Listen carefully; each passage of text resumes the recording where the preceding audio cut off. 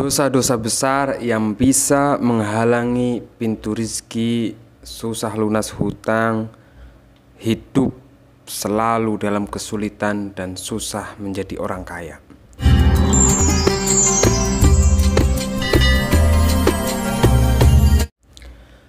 Assalamualaikum warahmatullahi wabarakatuh. Alhamdulillahirabbil alamin. Wassalatu wassalamu ala asrafil anbiya'i wal mursalin Sayyidina wa habibina wa syafi'ina wa qurrata ayunina Sayyidina Muhammadin wa ala alihi wa sahbihi ajma'in, amma ba'du.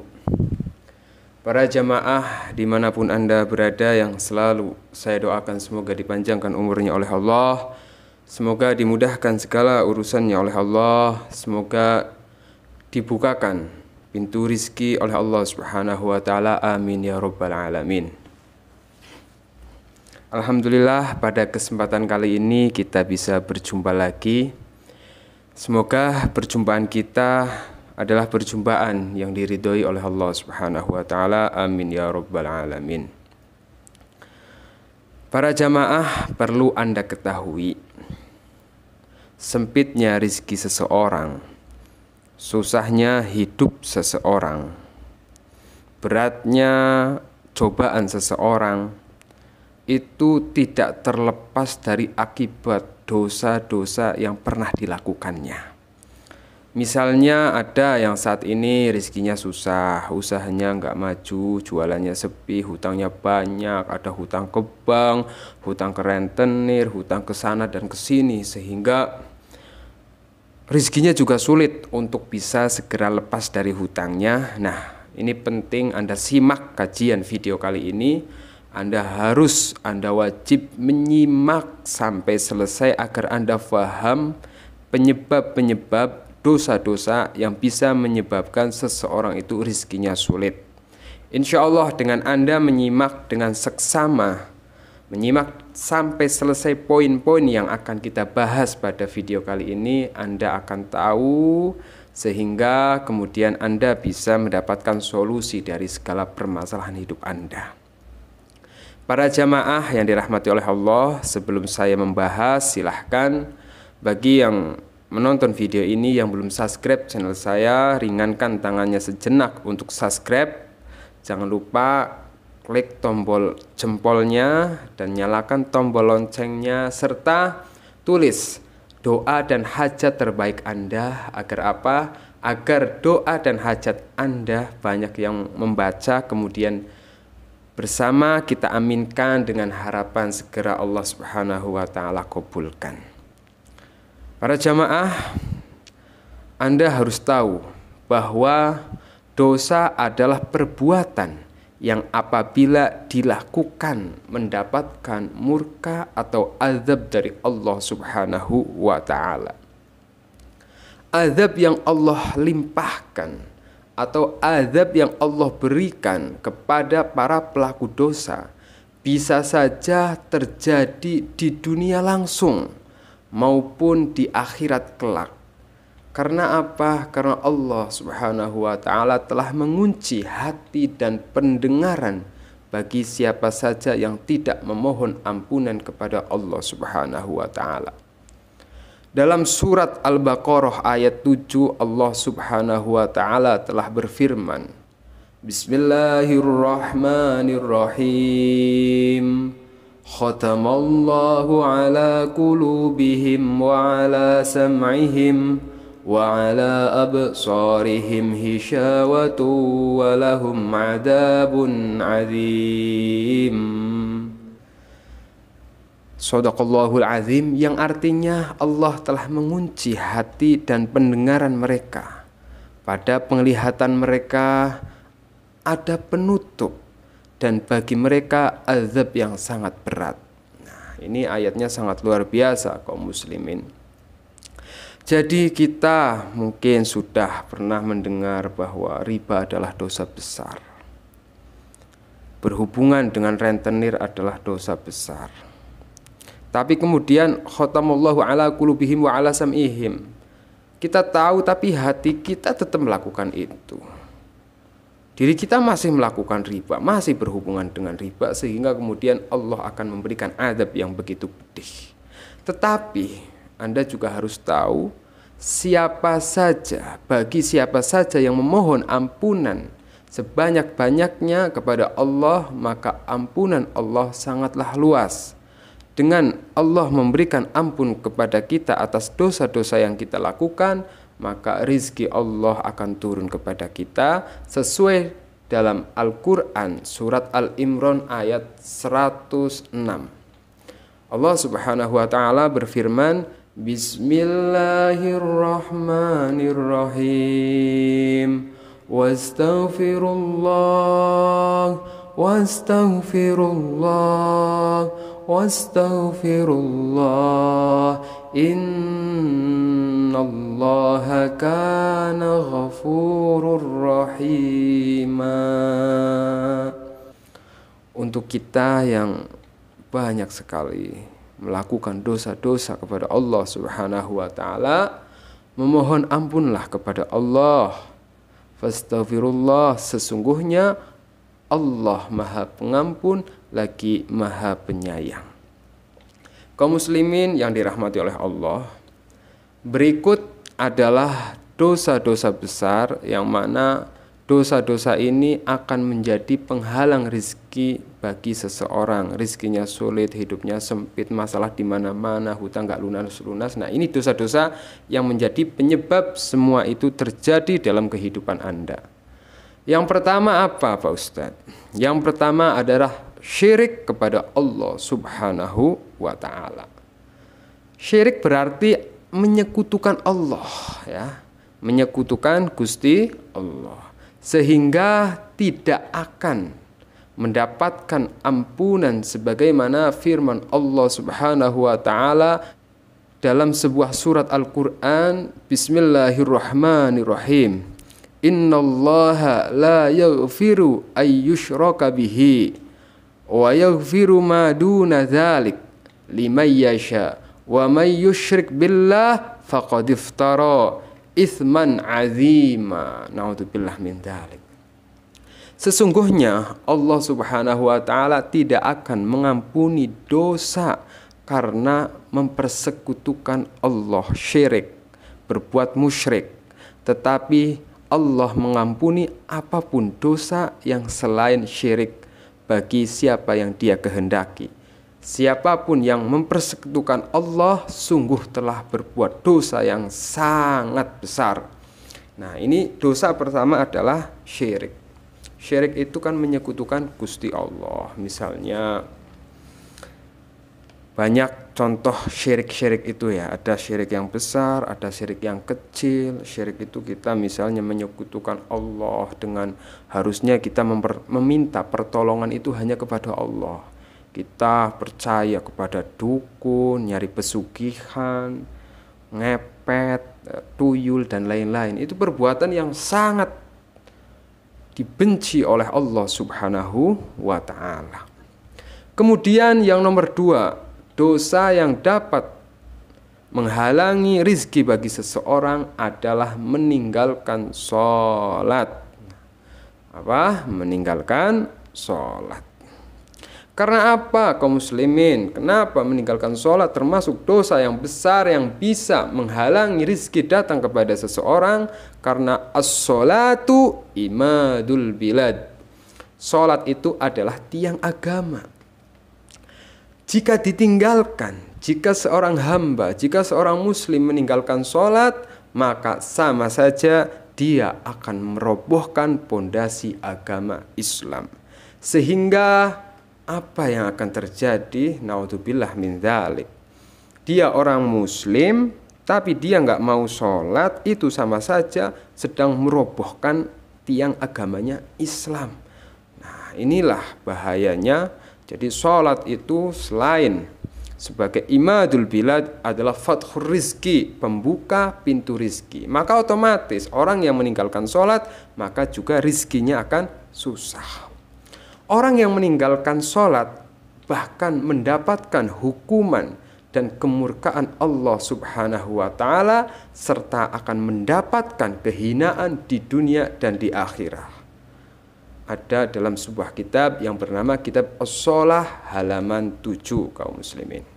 Jamaah yang dirahmati oleh Allah Subhanahu wa taala. Ada sebuah makalah dalam sebuah kitab yang menerangkan tentang bahaya meninggalkan sholat. Bismillahirrahmanirrahim, saya bacakan kitabnya, saya sedikit hafal. Wa man tahawwana bis shalah aqabahullahu bi khamsi asrota aqobatan. Jadi orang yang meninggalkan sholat, orang yang ngegampang, sholatnya bolong-bolong, subuhnya kesiangan, zuhurnya kebablasan, maghribnya kelupaan, isanya kelewatan, subuhnya kebablasan. Wa man tahawwana bis shalah aqabahullahu bi khamsi asrota aqobatan. Orang yang meninggalkan sholat akan mendapatkan azab dari Allah akibat perbuatan meninggalkan sholat itu akan diberikan azab oleh Allah dengan 15 azab. Sita fid dunya, yang 6 azab akan ditampilkan, akan diberikan saat dia masih hidup di dunia. Wa thalathi indal maut. Kemudian yang ketiga, dia akan mendapatkan akibat, mendapatkan azab indal maut ketika dia mau meninggal dunia. Wa thalathi indad dukhulihi fil qabri.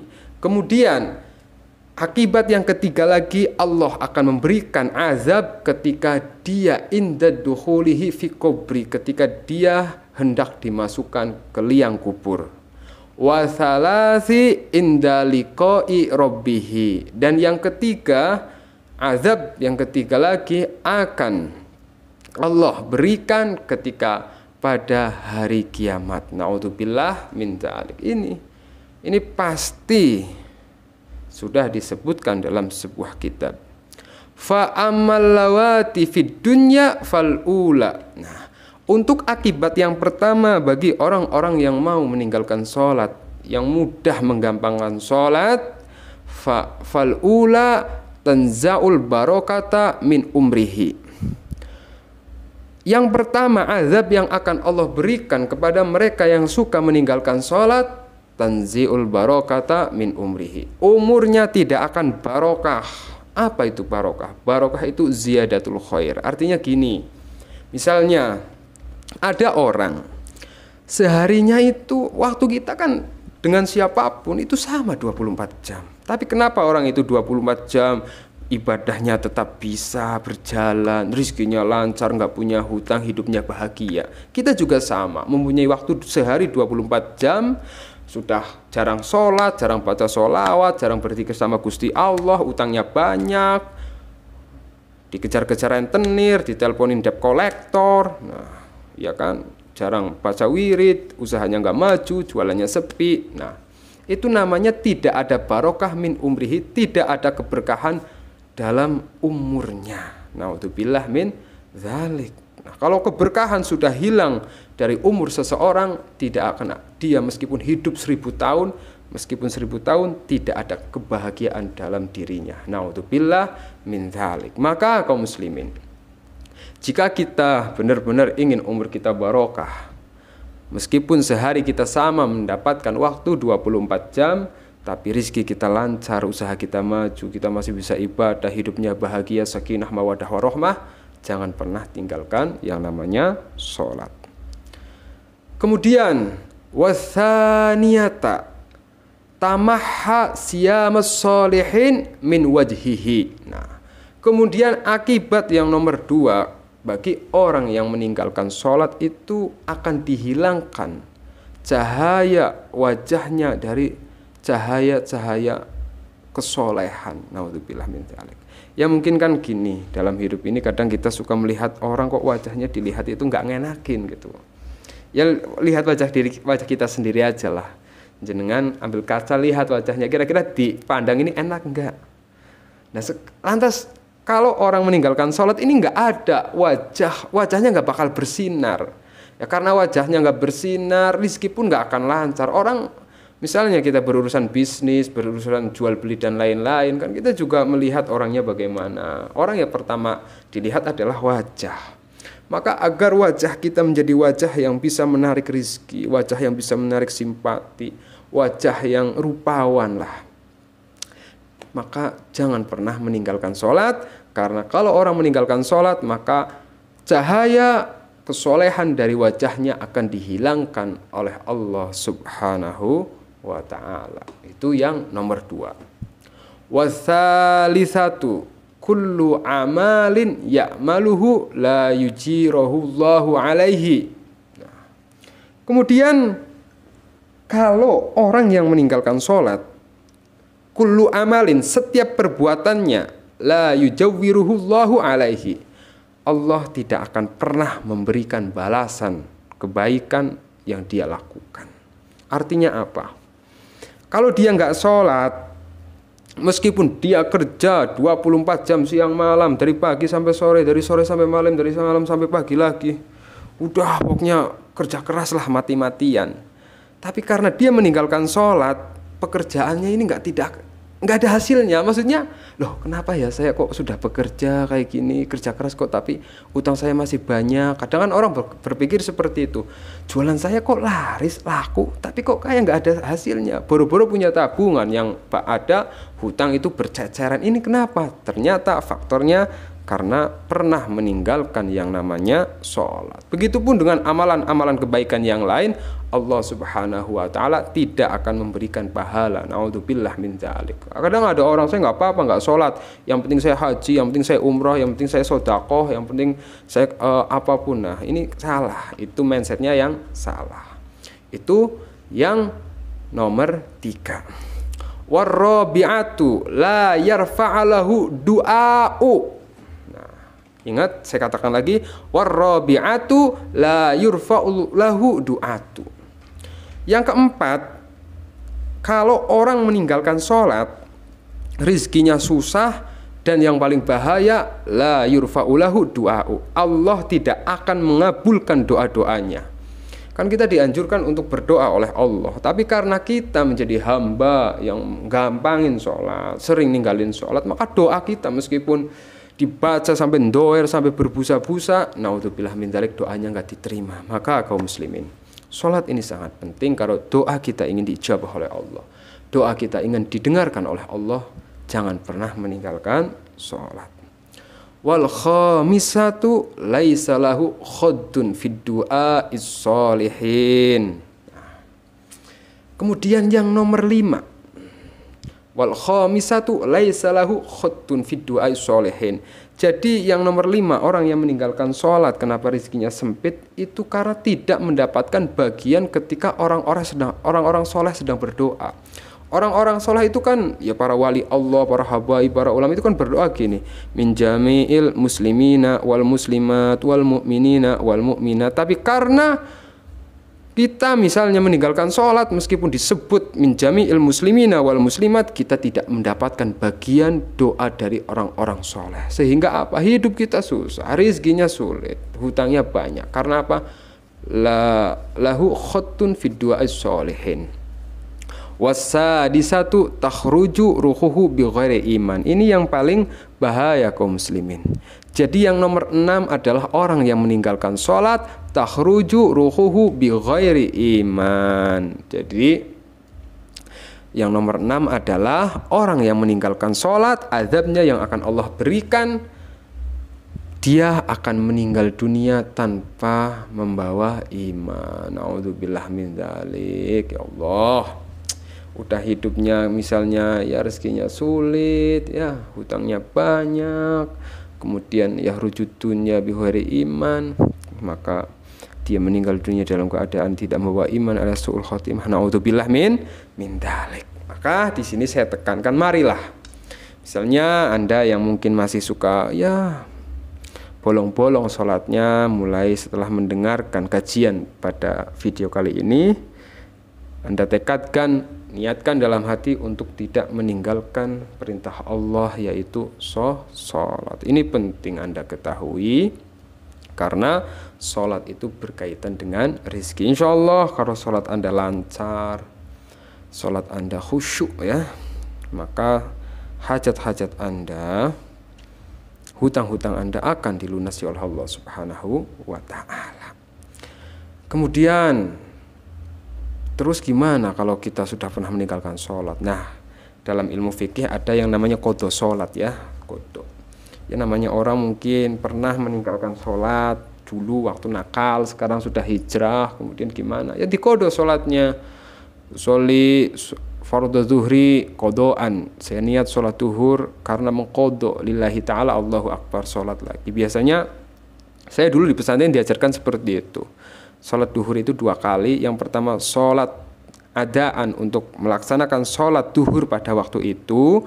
Kemudian sholat yang 2 kali itu qadhaan, barangkali ada sholat duhur yang pernah ditinggalkan. Jadi dalam duhur seperti itu, maghrib juga 2 kali sholatnya, isya 2 kali sholatnya, itu untuk mengantisipasi barangkali dulu waktu nakal pernah meninggalkan sholat. Nah itu yang kedua, dosa yang dapat menyebabkan rizki seseorang itu sulit. Nah kaum muslimin, sebelum masuk ke dosa nomor 3 yang dapat menghalangi rizki seseorang, silahkan bagi kaum muslimin yang mau memesan air ruqyah jalbi rizki masih tersedia. Alhamdulillah, air ruqyah jalbi rizki ini sudah dibacakan Al-Quran 30 juz, dan nanti akan dibacakan doa-doa khusus sesuai dengan pesanan Anda. Jadi air ruqyah jalbi rizki ini insya Allah berfungsi untuk membuka pintu rizki Anda yang mungkin terkadang jualannya sepi, usahanya nggak lancar, atau banyak masalah finansial yang mungkin disebabkan oleh diganggu oleh jin yang menghalangi pintu rizki Anda, atau Anda yang hutangnya banyak, hatinya nggak tenang, pikirannya gelisah. Alhamdulillah, insya Allah berkah air ruqyah jalbi rizki ini semuanya akan dilancarkan oleh Allah, jualannya dilariskan, usahanya dimudahkan, dan mungkin yang ada yang sakit baik medis atau non medis, ini juga bermanfaat untuk membantu penyembuhan segala macam penyakit. Pemesanan bisa hubungi di WhatsApp di link di deskripsi. Jamaah yang dirahmati oleh Allah. Kemudian yang nomor 3, dosa yang dapat menghalangi rizki seseorang adalah durhaka kepada orang tua. Ada sebuah hadis Rasulullah Shallallahu Alaihi Wasallam, man ahabba ayyumadda fi umrihi wa yuzadda fi rizkihi falyabarra walidayhi wal yasil rahimahu. Artinya apa? Rasulullah Shallallahu Alaihi Wasallam bersabda bahwa barang siapa yang ingin dipanjangkan umurnya oleh Allah dan bertambah rizkinya, hendaklah ia berbakti kepada kedua orang tuanya dan menyambung yang namanya silaturrahim. Kaum muslimin, jamaah. Nah, sekarang kita bedah hadis ini. Rasulullah sudah mengatakan kalau seseorang itu rizkinya ingin mudah, ingin gampang, bahasanya gitu, maka berbaktilah kepada orang tuanya. Nah mungkin selama ini kita sebagai seorang anak banyak sekali membuat sakit hati orang tua kita, membuat jengkel orang tua kita, sehingga ini penting dilakukan. Anda yang mungkin saat ini rizkinya susah, datangi orang tuanya. Kalau orang tua Anda masih hidup, saya sering katakan, datangi, minta maaf, minta doa, basuh kakinya, bersimpuh di kakinya, minta maaf, minta restu. Benar-benar minta maaf dari hati Anda, karena barangkali karena dosa inilah kita yang selama ini menyakiti, perbuatan kita menyakiti orang tua kita, sehingga mungkin itu menjadi penyebab rezeki kita sulit, hutangnya banyak dan lain-lain. Maka ini penting, karena siapa tahu perbuatan kita sebagai anak jangan jumawa bahwa wah Ustaz saya sudah berbakti sama orang tua, kata siapa. Perbuatan kita yang menyenangkan orang tua kita coba dihitung, antara yang menyenangkan dengan yang tidak menyenangkan orang tua banyakan mana, yang membuat hati orang tua itu bangga dengan tidak banyakan mana.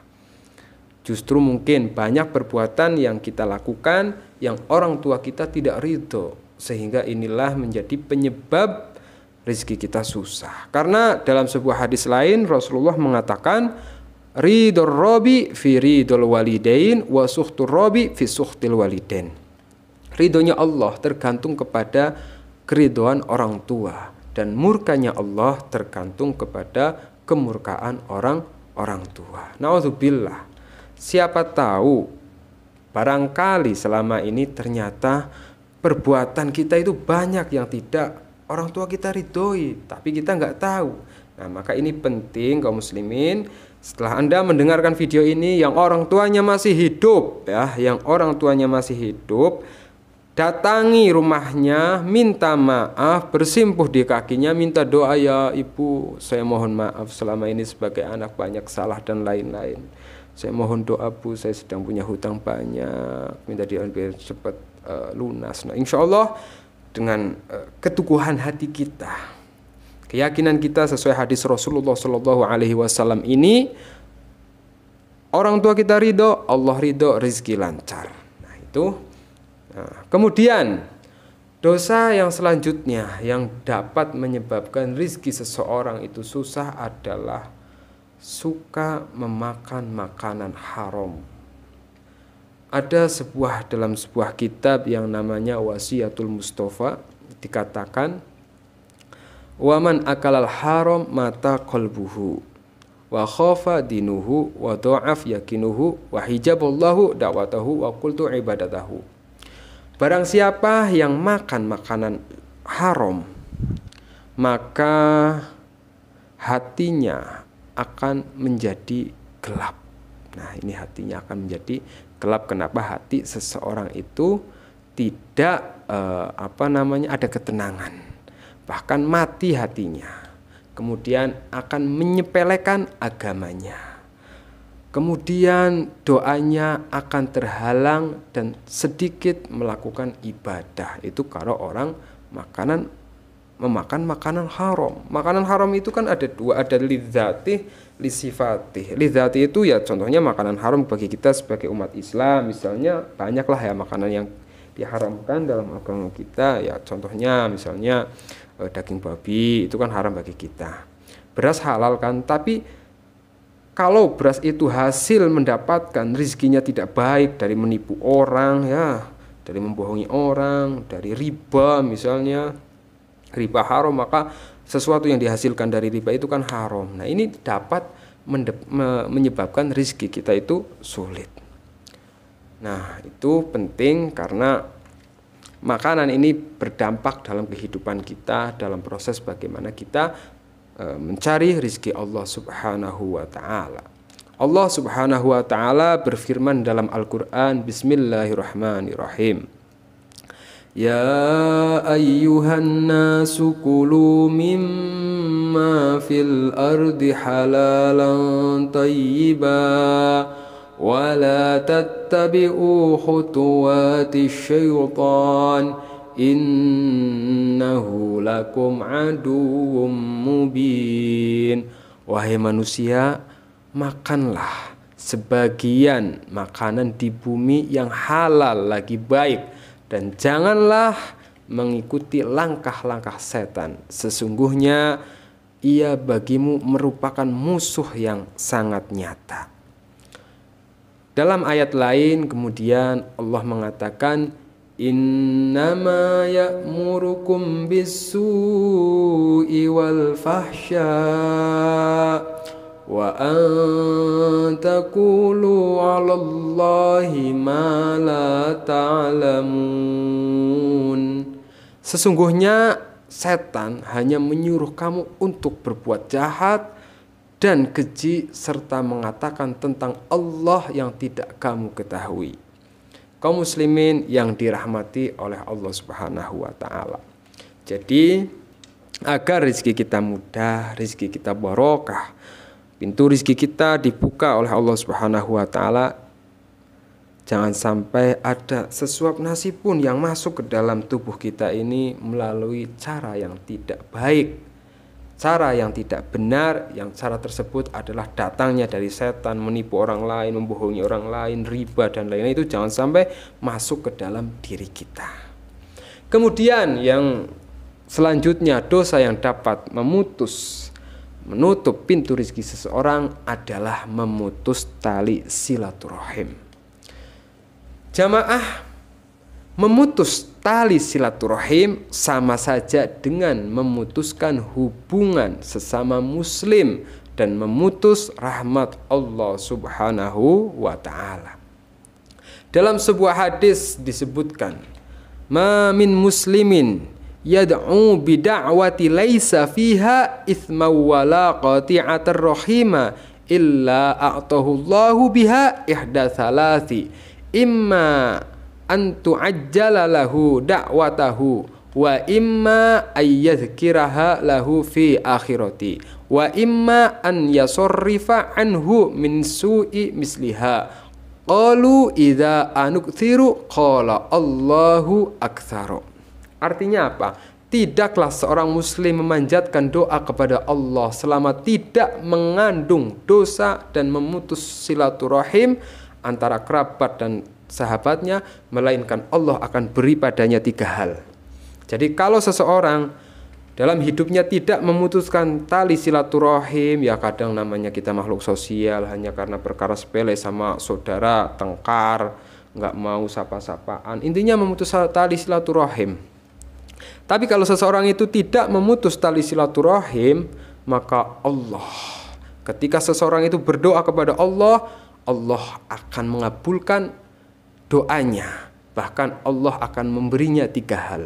Allah akan segera mengabulkan doanya bagi orang yang tidak memutus tali silaturahim. Allah akan menyimpannya baginya di akhirat kelak. Dan yang 3, Allah akan menghindarkan darinya kejelekan yang semisal.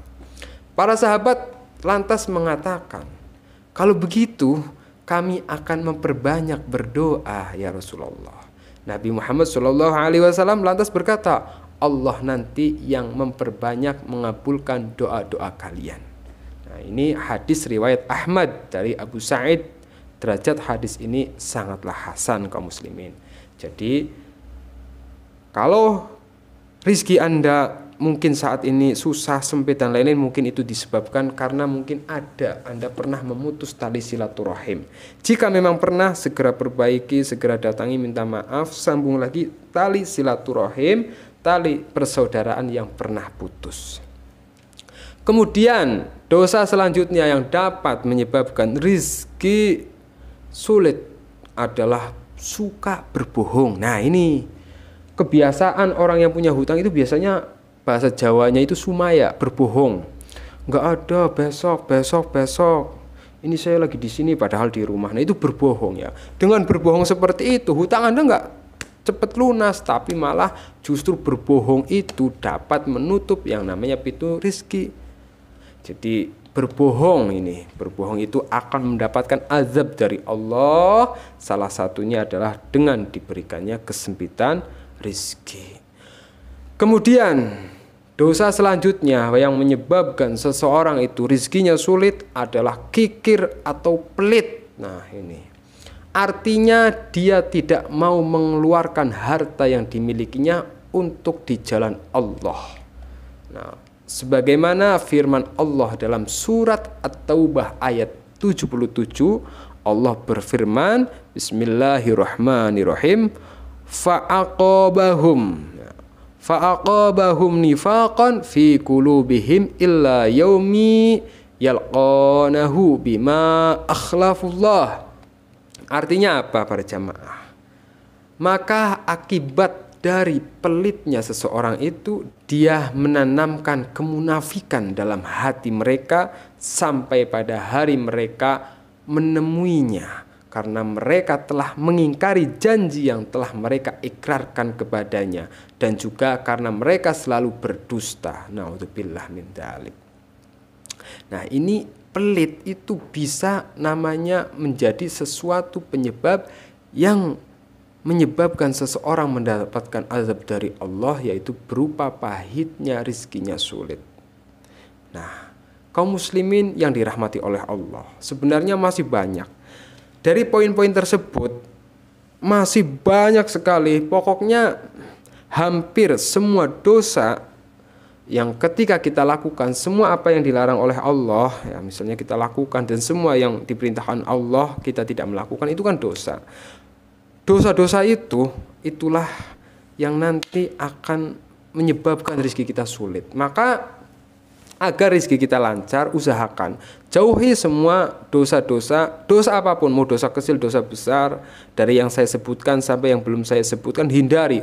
Usahakan kita hidup untuk takwa, karena sesuai dengan firman Allah, wa may yattaqillaha yaj'al lahu makhraja wa yarzuquhu min haitsu la yahtasib wa may yatawakkal 'ala Allahi fahuwa hasbuh innallaha balighu amrih qad ja'alallahu likulli syai'in qadra.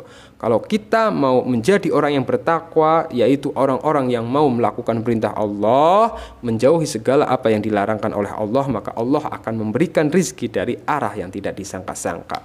Semoga dari kajian ini Anda bisa mengambil pelajaran, dan semoga dosa-dosa yang pernah kita lakukan diampuni oleh Allah, dimaafkan oleh Allah, sehingga semoga dengan dimaafkannya dosa-dosa kita, rezeki kita jadi lancar, hutang kita jadi lunas. Amin ya rabbal alamin.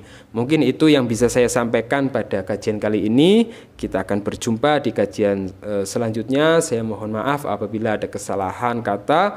Wa kafa billahi syahida. Assalamualaikum warahmatullahi wabarakatuh.